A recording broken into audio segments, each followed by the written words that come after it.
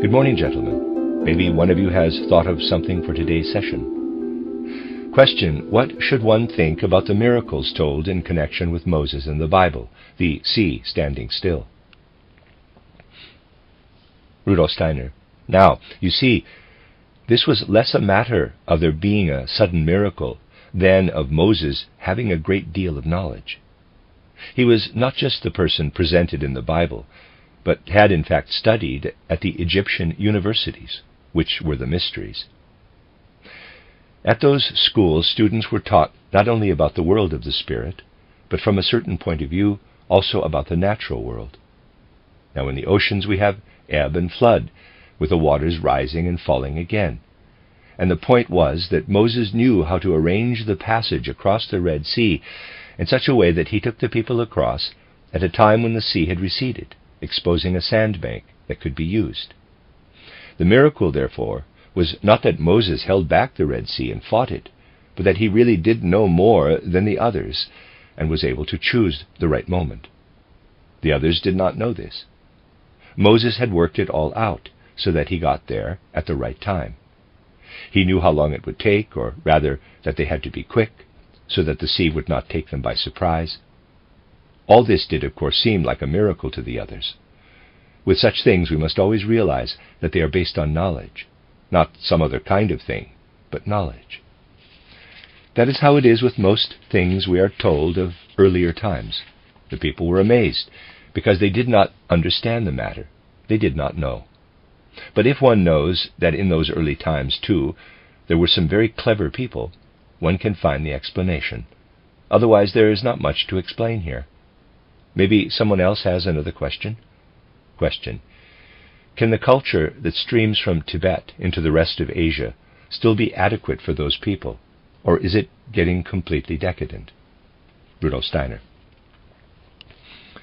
now you see, the culture of Tibet is very ancient.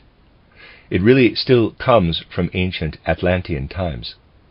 You just have to realize that there was a time once when Europe was largely submerged, with the water only getting less toward Asia.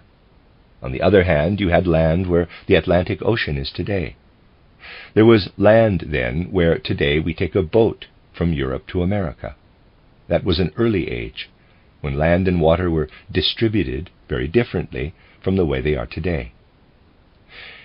In those days, 5, 6, 7 millennia ago, the culture in Asia was the same as it was on this Atlantean continent, which is today under the sea between Europe and America. Over there in Asia they had a culture that has survived in the clefts and underground caves of Tibet.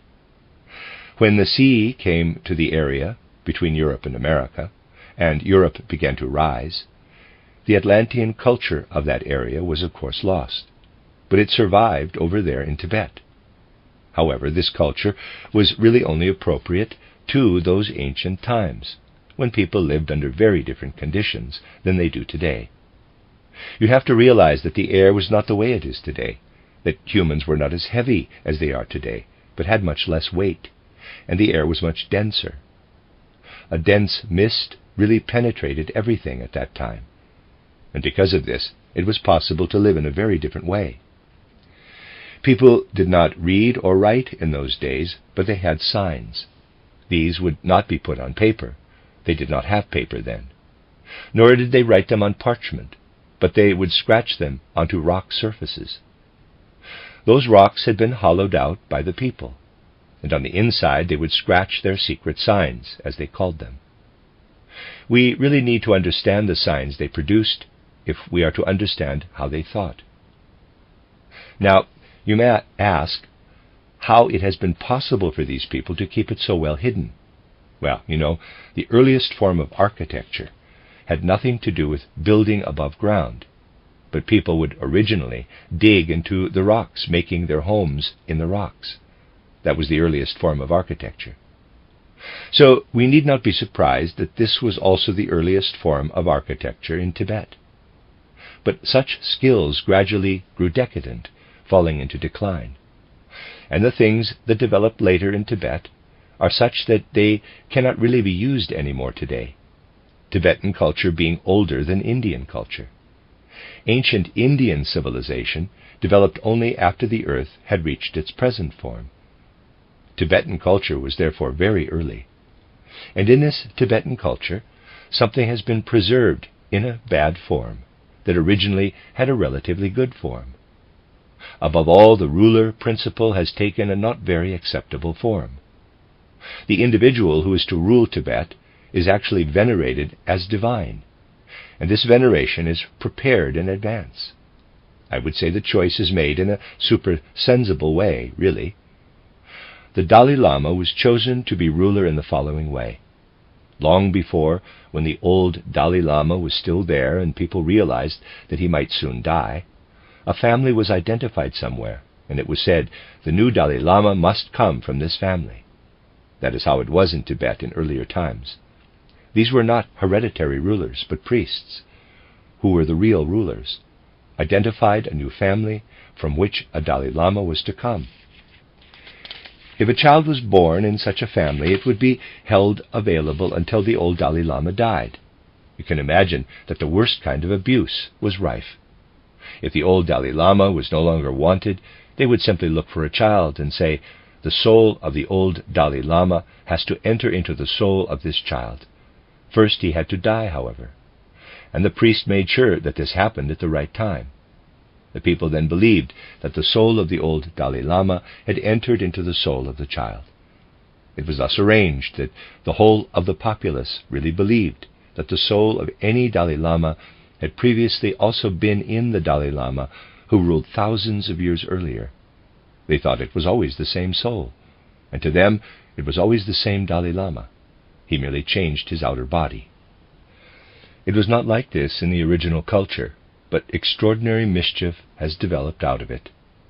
You can see from this that the priests had gradually found ways of managing affairs in such a way that their supremacy was ensured.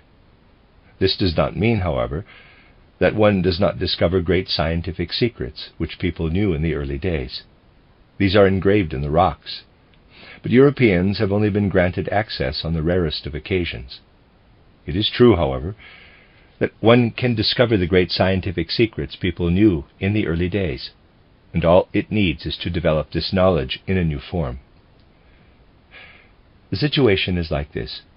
The knowledge that once existed, coming to people in misty dreams, is to be made available again today through the science of the Spirit. This cannot happen in the East, however.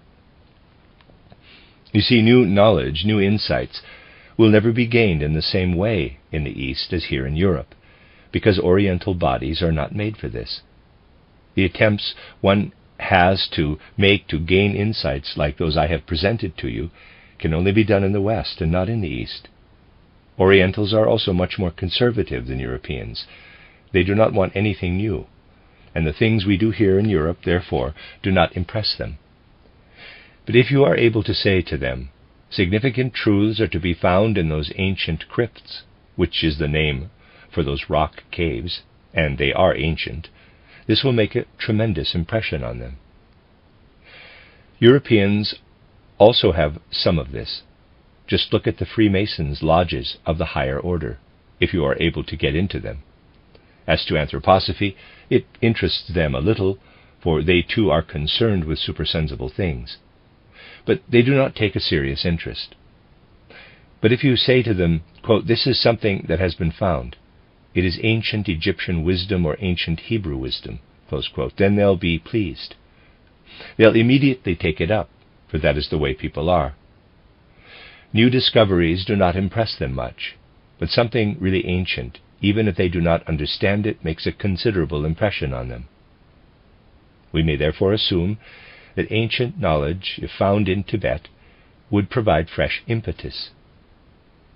For much has been lost also to the people of Asia, with the most important Asian civilization, Indian civilization, only arising at a later stage. So it would be possible for many of the things other people do not know about in Asia to be found in Tibet. The people who live there do not have much opportunity to make these things properly known, for the old Tibetan priest rulers did nothing to make them known. They wanted to keep the ancient rulership for themselves. Knowledge is power if it is kept secret. Europeans who went to Tibet did not understand the things they found, so there is not much prospect of the genuine Tibetan truths being made known. They live on in ancient traditions. For much has come down to posterity, and one can certainly get an idea of what lies behind it all. But it is difficult to imagine that it will really become widely known. It has grown decadent, as you said in your question. But if you go back to the signs in the crypts, and not to what the priests say, you would certainly be able to discover extraordinary things. It will, however, be extraordinarily difficult to decipher them. It will be difficult to get at it without a science of the Spirit. It can be deciphered using the science of the Spirit, but there one discovers things for oneself, so the old things are not needed. Question: would it be possible for people in Europe to do something to help that downward moving time stream in Asia to move upward again? Rudolf Steiner: that is a very nice question. For you see, if the people in Europe do nothing, the world will have to go into decline there. Over there in Asia, this will be obvious from what I have been saying. People hold on to the past. They do not know progress. You see that in China. China is at the same level as it was thousands of years ago. Long ago the Chinese had many things that were only discovered much later in Europe, paper, printing, and so on. But they do not accept progress, but retain the old form. The Europeans, on the other hand, what do they do when they go to Asia? You know, the English gave the Chinese opium and such things in the first half of the 19th century. But until now the Europeans have not done anything to bring a real life of the mind and spirit to Asia.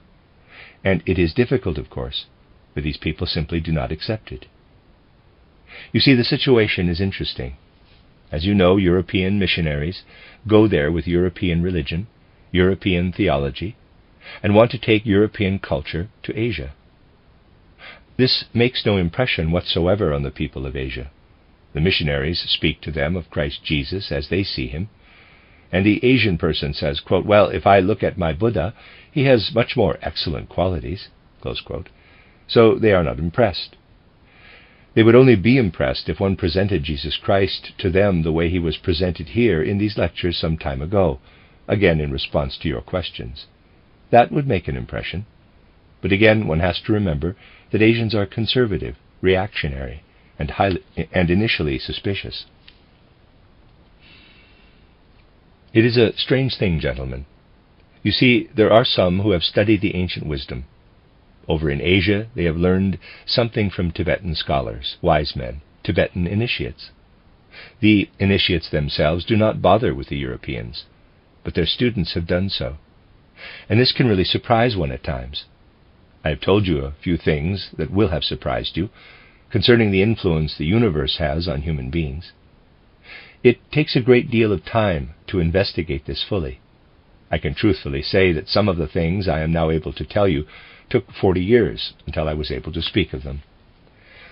These are things you do not find overnight. You have to look for them for years. And one then finds such things. One finds, for instance, that the moon has a population which is connected with the Earth's population to such effect that reproduction is regulated by this, as I have told you. Truly, gentlemen, you do not find this along the avenues taken by present-day scientists, nor do you find it from one day to the next. You find it in the course of many years. That is the way it is. And then you have it. But then, when you have it, a strange light is suddenly cast on the things said by the students of Oriental initiates. Before, you could not understand it at all. These people talk of moon spirits, for example, and the influence they have on the earth. European scholars will say it is all nonsense what they say. But when one finds these things for oneself, one will no longer say it is nonsense. One is merely surprised how much those ancients knew thousands of years ago, things that have since been lost to humanity. It is a tremendous impression one may gain in this way. You investigate these things with tremendous effort, and you then find that they were known in the past, though this was, in a way, people cannot understand today. not even those who speak of these things sometimes. So you gain respect, tremendous respect, for something that did exist in the past. Now, it would be necessary for Europeans who wanted to do something over there in Asia to study anthroposophy before they do it, for otherwise they'll find they cannot do anything there. Today's European science and technology does not impress the people of Asia, for they consider modern European science to be childish, something that is entirely superficial, and as to European technology, they have no need of it. They say, quote, "Why should we stand at machines? That is inhuman," close quote. It does not impress them in the least, and they consider it an encroachment on their rights when people build railways and machines over there. Europeans do this, but the people there really hate it. So again, that is not the way to do it. We must also learn something about earlier days. And in those earlier days, people did have some feeling as to how one should proceed. You see, why should it not be possible for today's European culture to do something over there in Asia? Someone did manage to do something with Greek culture over there in Asia.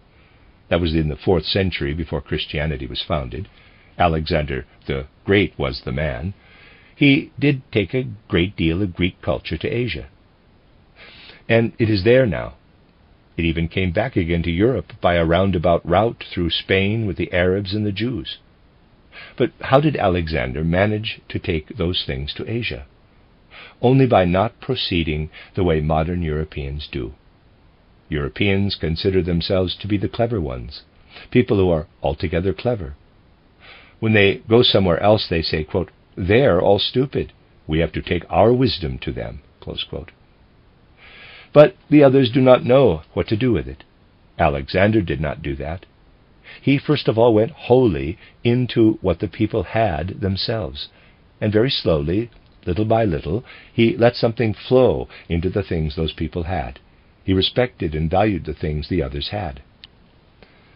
And that is altogether the secret of how to bring something to some place.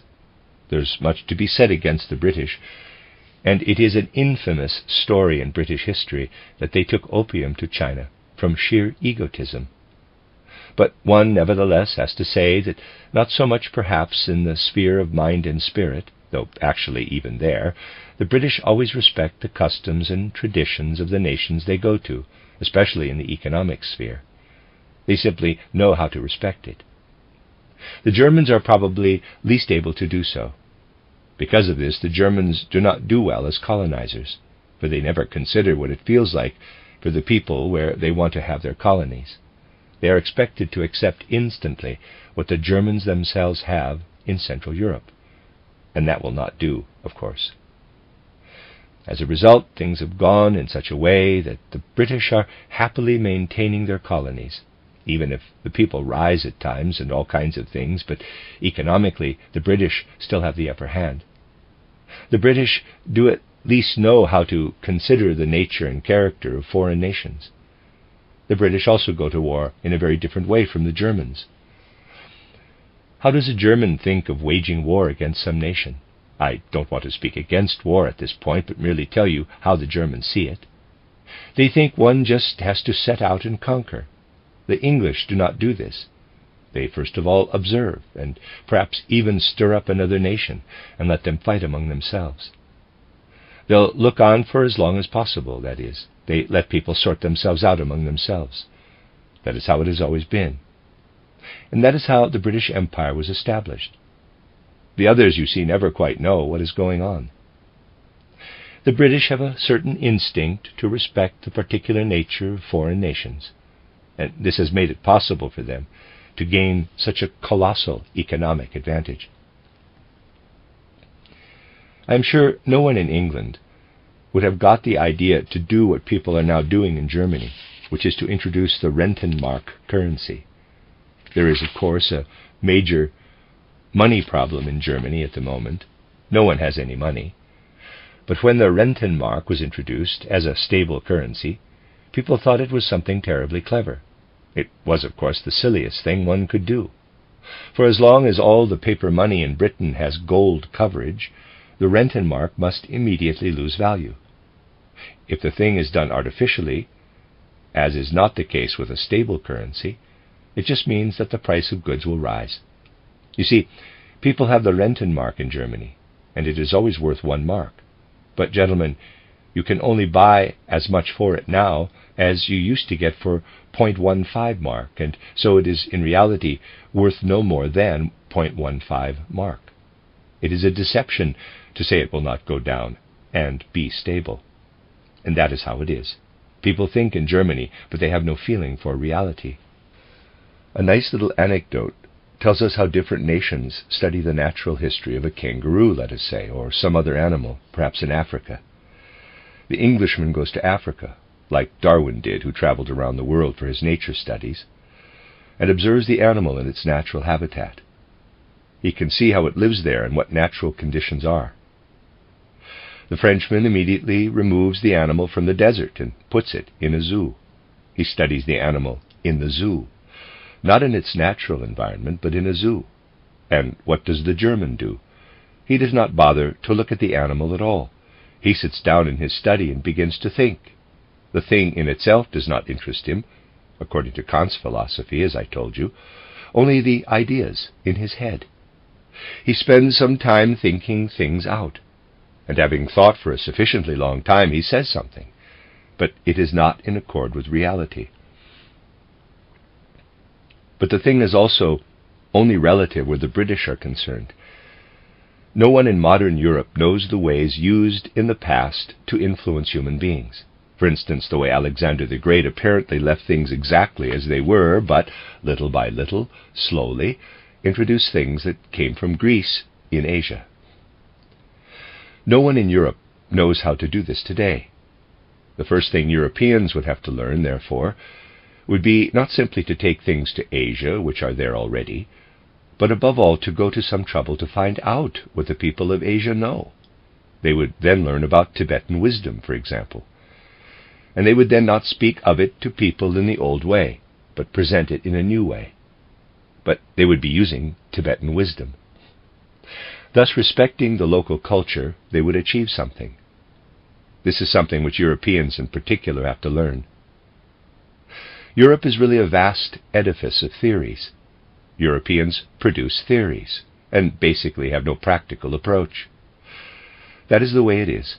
Europeans also do business in a theoretical way, simply by thinking things up. This will work for a time. It never works in the long run. But Europeans, above all, fail in spreading their culture of mind and spirit because they do not know how to enter into the reality of other people.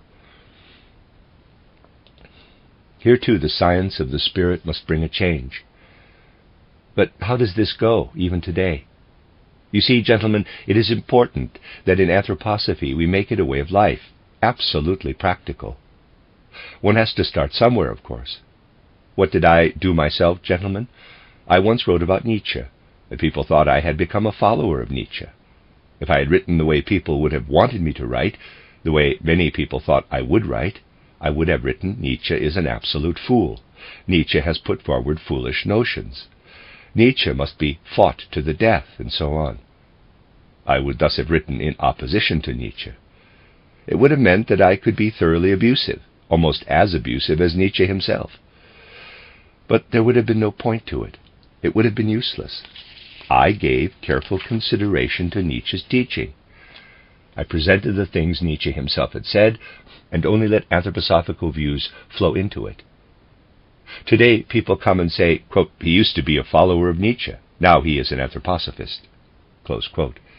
But it was exactly because I am an anthroposophist that I wrote about Nietzsche the way I did. I wrote about Haeckel using the same approach. I could, of course, have written that he was an out-and-out materialist, knowing nothing of the spirit, and so on. Well, gentlemen, again, there would have been no point to it. Instead, I took Haeckel as he was, and this is what I have always done. I have not denied the truth, but taken things as they were. And this was at least a first step, through anthroposophy, in doing what should be done if our culture is to be taken to Asia. Going to India, one would need to know above all, quote, that is what the ancient Brahmins said, and this is what the Buddhists say, Close quote. You have to tell people of Buddhism and Brahmanism, but also bring in the things you believe are needed. This is what the followers of Buddha himself have done, for instance. Shortly before Christianity came into existence, the followers of Buddha spread Buddhism in the Euphrates and Tigris region. But they did it the way I have shown you, talking to people in a way they could understand. In antiquity, people were not concerned with getting their own theories accepted in a completely selfish way. Asians have no understanding for European self-willedness. The relationship between Brahmins and Buddhists is not the same, for example, as that between Roman Catholics and Protestants. Roman Catholics and Protestants are highly theoretical in their teaching today, with one believing one thing, the other another. Probably the only difference between Brahmins and Buddhists is that Brahmins do not venerate the Buddha, whilst the Buddhists do. And so they really deal with each other in a very different way from the way Protestants and Roman Catholics deal with one another in Europe. You see, one must have a sense of reality if one wishes to disseminate culture. It really makes one want to cry to see how Europeans are going on in Asia today. Everything Asia has of its own also goes to perdition in the process, and nothing is gained at all. The big problem is, of course, that Europe is also in decline now, and cannot really get out of the damage caused by civilization unless people decide to accept a genuine culture of mind and spirit. Many do not yet believe this today, and so the situation is that all the people who have come to Europe from Asia, for example, have found the Europeans to be utterly barbaric. You have probably also heard that all kinds of Asians, cultivated, clever Asians, are going about in Europe, but they all believe the Europeans to be barbarians. Because people in Asia still have much of the old knowledge of the spirit, ancient perception of the spirit, anything Europeans know seems childish to them. Everything which is so much admired in Europe seems incredibly childish to the people in Asia. You see, the Europeans developed in such a way that their great technological advances are really all very recent. The following is interesting, for instance. If you go to some museums where they have things of early European times, you will sometimes be greatly surprised. You'll be amazed, let us say, in Etruscan museums, where they have things coming from Etruscan civilization, a civilization that once existed in Europe, and you'll find they had great skill in treating teeth, for example. They treated teeth very skillfully, putting in fillings made of stone. All this was lost in Europe, and barbarism truly came to Europe. At the time when the great migrations took place, in the 3rd to 7th centuries A.D., everything had really fallen into barbarism in Europe. And it was only after this that things were regained. Today we are, of course, amazed at all the advances made. But those things did exist before. Where did they come from in those early times? They came more or less from Asia. The Asians then also lost the technology they used to have, though some of it still exists in China. But in the cultural sphere, Asians truly are ahead of Europeans, even today. And if we can find nothing in Europe which is better than the culture which exists in Asia, why should one have missions and that kind of stuff over there in Asia? That is totally unnecessary. The sharing of culture will only be meaningful when Europeans themselves have a science of the spirit. If Europeans are able to give the Asians a science of the spirit, then the Asians will perhaps also accept European technology. But you see, for the moment they only see that apart from their technology, Europeans know nothing at all. Educated, scholarly Asians are particularly impressed if they come to Germany, for instance, and you tell them about Goethe and Schiller. Then they prick up their ears. Such a scholar will say, quote, Goethe and Schiller may not have been as clever and as wise as the ancient people of Asia, but they certainly had good minds. Close quote. In the 19th century, all this declined and disappeared rapidly. Today a Chinese scholar will see a German merely as a horrible barbarian. He'll say that German culture perished with Goethe and Schiller. The fact that the railways were invented in the 19th century will not impress him. Goethe's Faust will impress him to some extent, but he'd still say the great people of Asia were much wiser. This is something Europeans should begin to realize. They need to realize that Asians do not care for the kind of thinking we have in Europe. They want images, like the images you see in the monasteries of Tibet. Asians want images. The abstract notions Europeans have are of no interest to them. They make their heads hurt, and they do not want them. A symbol such as the swastika, the ancient sun cross, was widely known in Asia, and the old Asians still remember it. Some Bolshevik government people had the clever idea of making the ancient swastika their symbol, just like the nationalists in Germany. This makes much more of an impression on the Asians than anything by way of Marxism. Marxism is a set of ideas that have to be thought, and this does not impress them. But such a sign, that does impress them.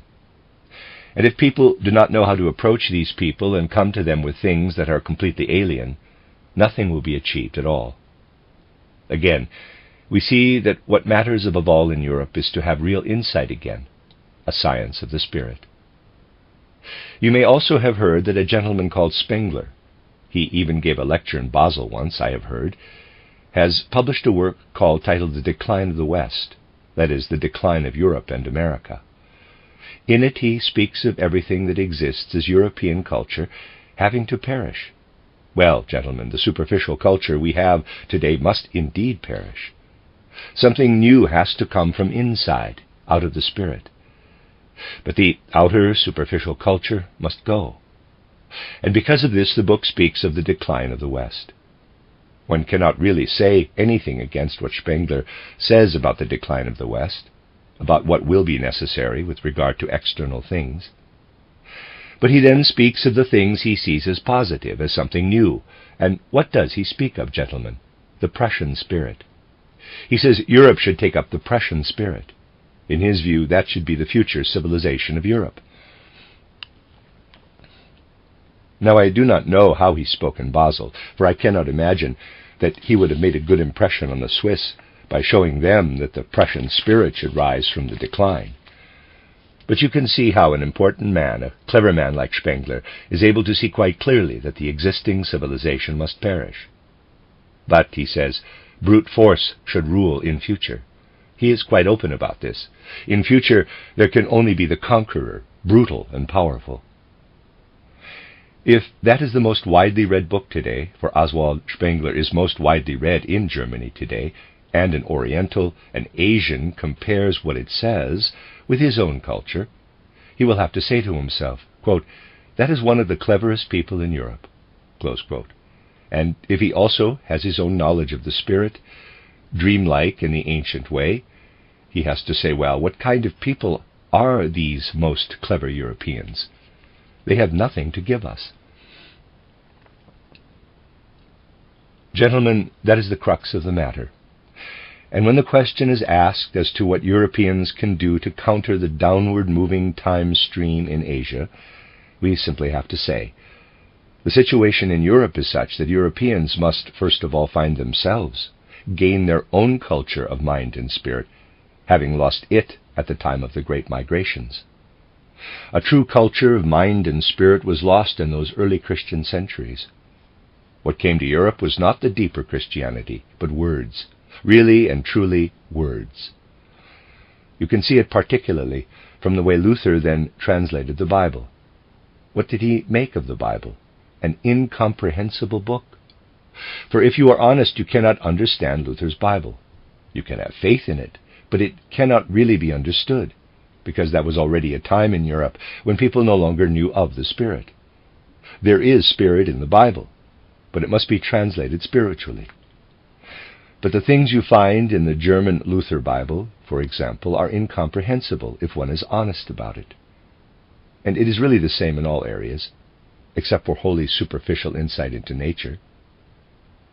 And this does not really take us into the reality of the world. And if Europeans want to do something in Asia, my answer to the question must be, they will be able to do something once they have really found themselves in the spirit. I have to go to Paris now, gentlemen. I'll tell you when we'll be able to continue.